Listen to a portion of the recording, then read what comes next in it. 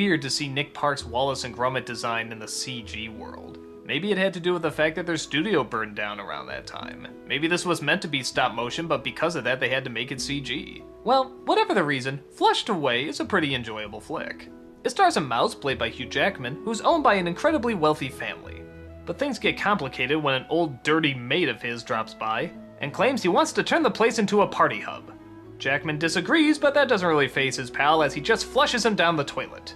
What we discover is an under pipe world filled with ooey creatures, lots of villains, and a whole civilization. He comes across another mouse played by Kate Winslet, pulling off sort of a gender reversal of the African queen, riding her boat through the sewers trying to collect treasures for herself while also trying to save her fish out of water.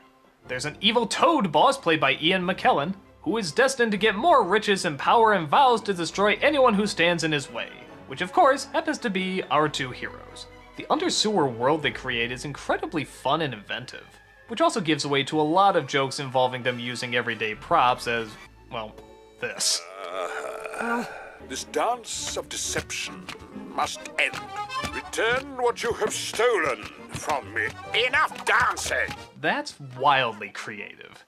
The film also sort of has that British mentality and that very laid-back sort of humor, mixed in with a lot of goofy action scenes here and there. It creates for a lot of good chases, a lot of good jokes, and a lot of good character moments. It's a fun adventure that knows just when to throw in the right amount of jokes and just when to throw in the right amount of character.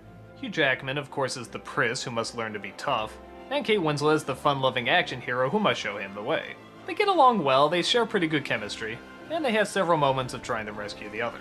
I think this was the film I started to realize that DreamWorks was sort of the out-of-the-box animation company. In that, yeah, they're making sort of these general films for the general public, but they're really thinking of these odd, abstract ideas to put in these general audience-pleasing films.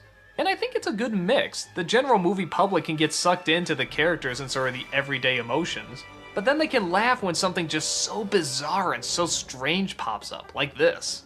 And Flushed Away is definitely one of those movies that employs a lot of those tricks. It's a lot of fun to watch. It's got some great voice acting, it's got some good animation, it's got that wonderfully strange British humor. It's one of the only films that goes down the toilet, but in a good way.